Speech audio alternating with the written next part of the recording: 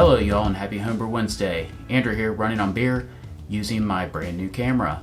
So this is a retake of a video. I did this last week or so and the new camera thing kind of got to me. I had a setting wrong, the audio or the video was out of focus. I didn't think y'all wanted to look at blurry me, although it probably looks better than sharp me, but whatever. So this is my second Hopbox subscription from Yakima Valley Hops. So their Hopbox subscription, the link's in the show notes. It's a kind of a great thing if you're like me and you're kind of limited a little bit on hops to just what's most popular, because that's what sells at your local homebrew store. So this can get you some different stuff. Now this box was not as much because of the first 4 hops they sent. I think they're considered noble hops because they actually have a red ring around the label. Now, Hallertau Mittelfrüh is definitely a noble hop. See if, I guess it won't, yeah, there it is. That might be in focus. I'm still learning on the new camera, sorry. So, Hallertau Mittelfrüh, I've already decided I'm going to do another German Pilsner.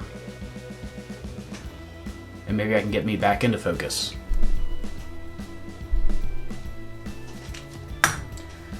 Another one, Saz. I have never made a Czech Pilsner. In fact, I haven't really drank too many of them. So Saz might be another one that I do a Czech Pilsner on. Definitely after the German Pilsner though. I really honestly prefer German Pilsners. Totally opinion though. Another one they sent, which I've never used it, but I think it's considered a noble hop, is Saphir. So this is, it comes out of Germany, complex mix with a perfect balance between spice, floral, and fruity elements. So usually with German, I don't think of fruity, I think more floral because that traditional beer flavor. And I mean, Hallertau Mittelfrüh, a lot of floralness in that. Czech Saz a little bit more spicy, which is more characteristic for their style. And then the last of the 4 noble hops they sent me, Hallertau Blank, which is of course a newer hop, still same Hallertau family, gives a little bit more of a fruitiness to it, and some people even liken it to white wine. Now, of the non-noble hops that they send, first off, they sent 3 Lupa Max hops, and those, they actually list on here, dosage 70% of your T90 bill. So these are along the lines of something where, I'm not sure what specifically they've done, but probably removed some of that, some of the plant matter out of the hops to try and, get towards just the nice, lovely lupulin.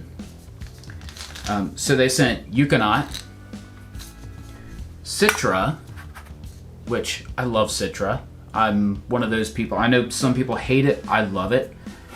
And then Sabro. And I've used Citra a bajillion times, obviously. Who hasn't? Euconaut, I'm not sure I've ever used. Unique and intense fruit and citrus notes, including melon, berry, apple, and papaya. High oil content, of course, because it's their Lupa Max. And then Sabro is complex fruit and citrus flavors, but also contains hints of cream and coconut. So if I ever wanted to make like a pina colada beer, this would be probably the hop I'd use. And then the real reason why I did this subscription was to get hops like this, HBC 630. So when it doesn't have a name yet, that it's pretty close to the experimental. Complex and fruity with sweet candy-like esters, giving a creamy peach finish. Sounds lovely. I'm interested.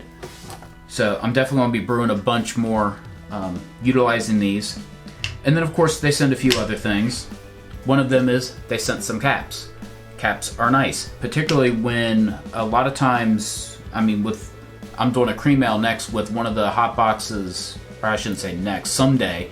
I have the grain and the hops for a cream ale, and the yeast too. I'm probably going to use only an ounce of one of these, and each of these are 2 ounces. So it's nice to have just a cap that goes on, clips tight, and You can open it. You can probably flush it with CO2 before capping, and then try to push down the cap as much as possible, kind of like what you do with a Tupperware container. So definitely a lovely thing to send. A chip clip, which for me is really more of a pretzel clip because I prefer pretzels or those really nice thick kettle cooked chips. Those are lovely.